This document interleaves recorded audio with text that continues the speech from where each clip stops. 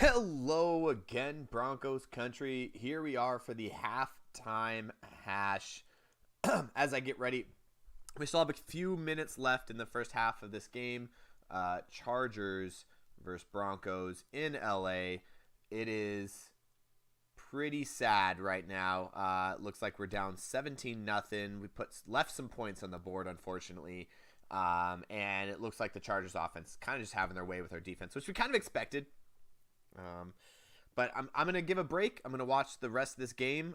Please make sure you guys are hitting your comments. Post your concerns right now. There's a lot of issues going on that I'll get to a little bit later. But as the end of this game is wrapping up, just let me know what you're thinking, because I feel like there's a lot going on, and there's probably a lot of concerns out there from Broncos country. But I want to hear it from you guys, because I'll give you guys my peace of mind here in just a minute. Should Fangio coach second? There are people calling for halftime firings. Yeah, look, at this point, we're out of the playoffs. This is happening. Coaches need to go.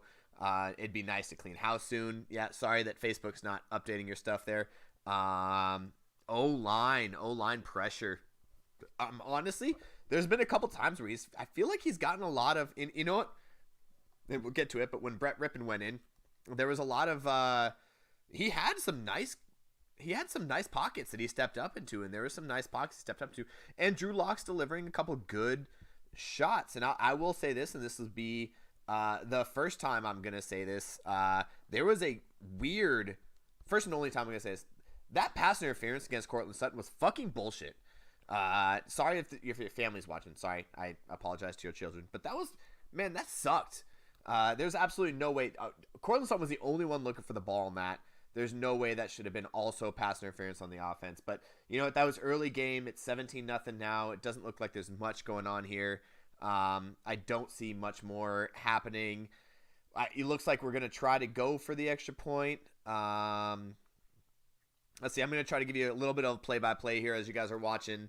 I'm sure you guys are watching the game as well, but as I see it, it's 1st and 10 on our own 25. And he escapes a sack, throws it, okay, up to almost midfield. I'll take that. Who is that? I didn't see who caught that ball. Let's see. So many new numbers out on the field today because of the injuries and the COVID list. It's unreal. I don't know who that was. But yeah, at midfield with 6 seconds left and 1 timeout left, I could see us trying to get to field goal range and try to kick the field. Oh, it was Gordon. Thank you. Thanks, guys. All I saw was a 3. I couldn't see anything else. 61-yard field goal? Am I like way behind? Like, what the hell? I probably am. Oh, he goes down. Take the timeout. Okay. All right. Let's see what McManus got. All right, guys. Hey. Yeah. Looks like someone's ahead of me. 61-yard field goal. I'm way behind. Made the 61-yard field goal. That's legit. If that happens. Not saying I don't believe you guys. Like, I do believe you. I just want to make sure I see it with my own eyes, all right? I'm in LA, and I still, even though it's on the local channel, I still am a little bit delayed. There it is. That's in. Love it. Appreciate it, guys. Thank you guys so much. Okay, so here we go. I'm going to get down to your guys' comments, questions, and concerns as we go through this. Thank you guys so much for joining us. Coaches need to go. That seems like a really, really big piece of the puzzle here. Appreciate it, Fred. Offensive coordinators go. Fire Shermer Fangio after this game. Let Peyton start the interviews for next year. So for the record on this piece, I want to make sure that everybody knows Peyton can start interviewing whom, no matter who it is, as long as he lets them know what their future is. He can't just start interviewing without letting Fangio know that he's interviewing. He's got to let them know. So there's a possibility that we don't know that he's interviewing people. In today's day and age of internet and the amount of media that surrounds it, it'd be really interesting to see if we didn't, but I feel like it would be something that's kept under wraps for the rest of the season, as long as we're still in the playoff contention, which right now down 17-3 at half doesn't look so great, but we're still technically in playoff. I'll bring out the calculator. We're still technically in playoff contention. Very, very rare, though. Yeah, Rob, as always, not enough whiskey for this. Fangio should pull an Antonio Brown, take off his shirt, and leave in the end zone. That's funny. Love it. Let's see. Our playoff chances are less than 10%, Erica. We're at like 1%, down 17-3 at half. Fangio is 1 in 22 when down at half, and some of those are down 3 at half. So our chances are pretty at like point, if I'm speaking statistically, because that's what I do, very, very low. Let's see. 5 losing seasons. Here we go, Bill. 5 losing seasons in a row. No ownership. Horrible coaching hires. No accountability in the front office. No one in the organization. Entire organization of failure. Look, after Bolin died, I feel like there was just kind of this downslide of decision making that really showed the importance of Pat Bolin, and I think that cannot be understated.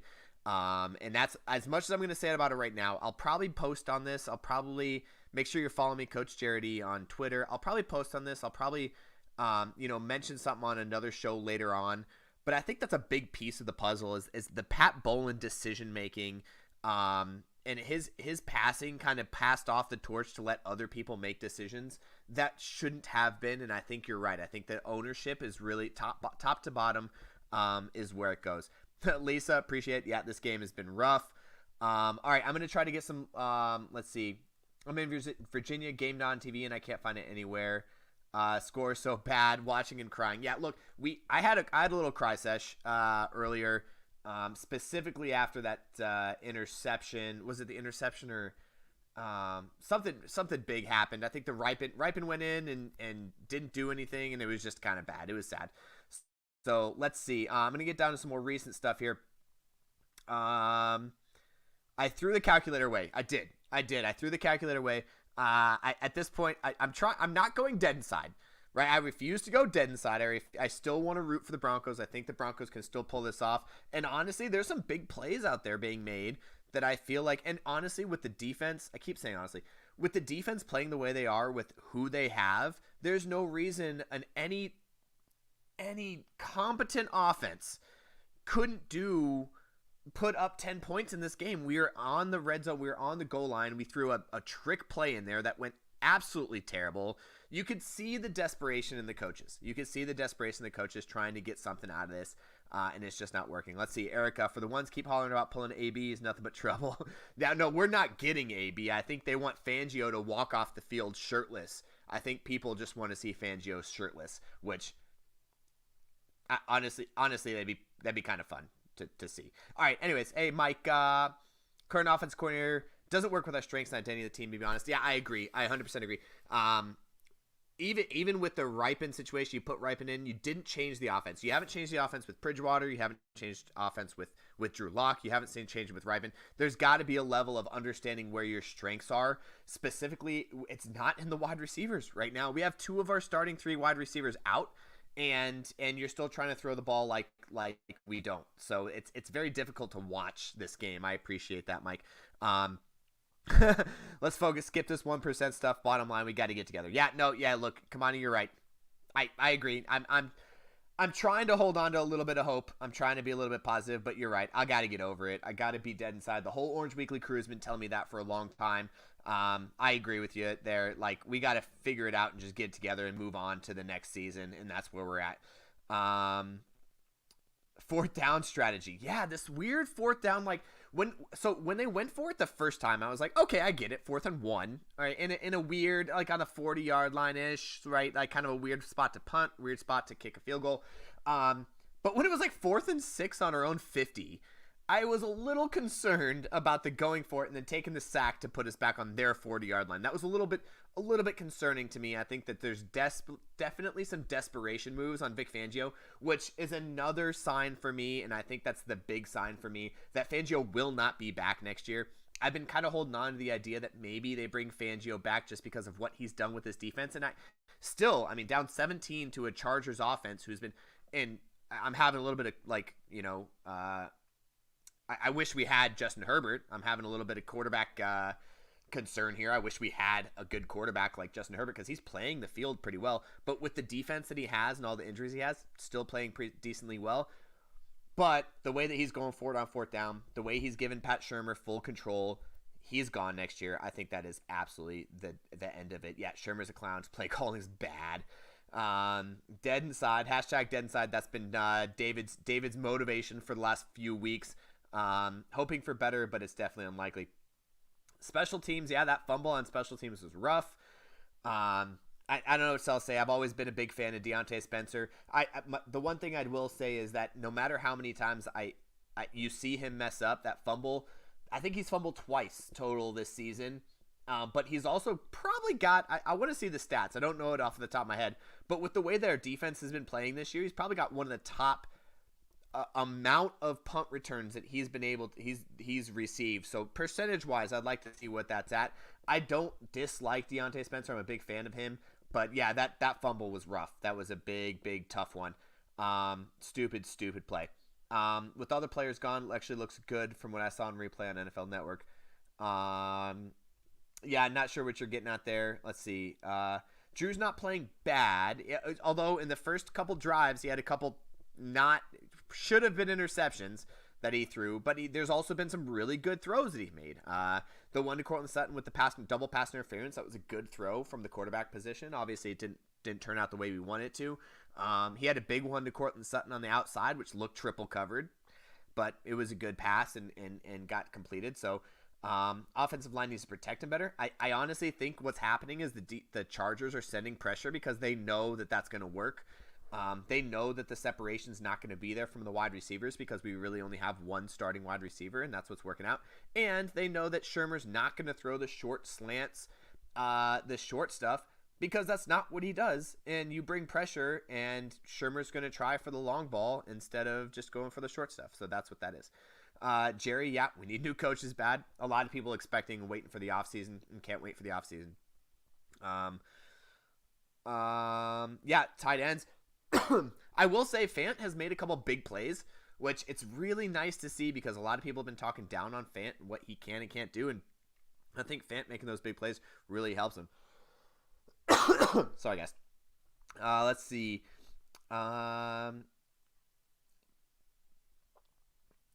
Fire Shermer and Fangio. I feel like if Patton fires Shermer and Fangio, it's going to be at the end of the season. At this point, there's no point in firing him today. And that's about all I got to say on that. We'll get a little bit more of that on the Tuesday show. Make sure you guys join us for Bourbon Broncos and no BS. All right, we have to drive the ball down the field in the second half. Yeah, and you know what? I'll talk about this a little bit. The most disappointing part about this is same thing. The same thing that happened with the Raiders game, and I feel like there was another game. We're just leaving too many points. Like, there's too many times that we're leaving so many points on the board because we feel like we can go for it. And you know, this is another thing. You know, normally in a coaching scenario on the headset, you go, hey, OC, it's 4th and 1 it's 4th and goal on the 1 yard line, on the 2 yard line. Do what you need to do. You got it. Go for it. I have trust my defense at this point. And then Shermer throws this like crazy trick play, which, you know, he tried to do the Philly special from the Super Bowl. Tried to pull the Philly special. Absolutely didn't work. And now we're left with 3 points at the half instead of maybe 6, possibly, right? Depending on how the situation goes. But yeah, our defense is definitely letting up a lot. And I think that's something that we kind of expected. Because I feel like, was it that drive or the next that they came down and scored another touchdown? And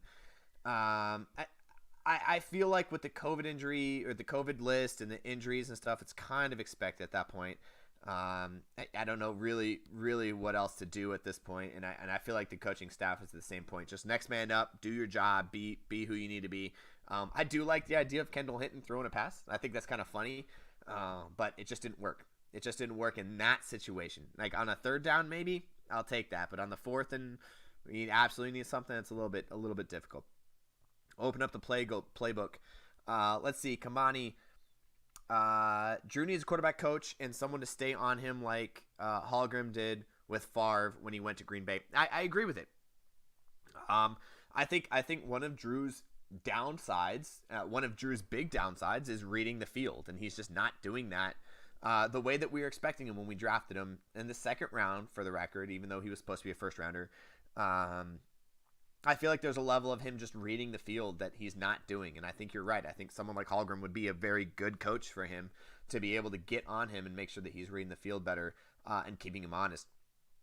Yeah, I'd love to look back on it, but we should have beat the Bengals and Raiders. I 100% agree. We absolutely should have. Let's see. Second half. Hope to see more urgency from the offense this half. Change tempo and get the D off balance. Yeah. No, I want to see some big plays. We haven't seen a single big play from the Broncos yet. I mean, I guess we've seen a couple big like downfield 20-yard, 15-yard passes, but we haven't seen the big explosive like runs. We haven't seen the big explosive pass plays. And maybe this is just asking too much because we haven't seen it all season.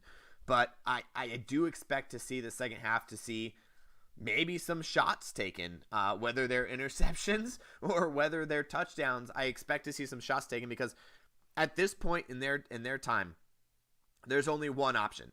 You save your career. Coordinators, head coaches, you save your career. And Fangio at this point, I think, is trying to save Shurmur's career. Because Fangio is going to be, no matter what happens at the end of the season, he's going to be a defensive coordinator somewhere because his defense is not bad. His defense is very good. And they just talked about the Chargers head coach being a student of Fangio under that defense, and he's about to do that. Fangio is going to be a defense coordinator some year. He and Shurmur are way too close because he's given him so many opportunities to prove that he can do it, and Shurmur is just not getting the job done with the weapons that he has.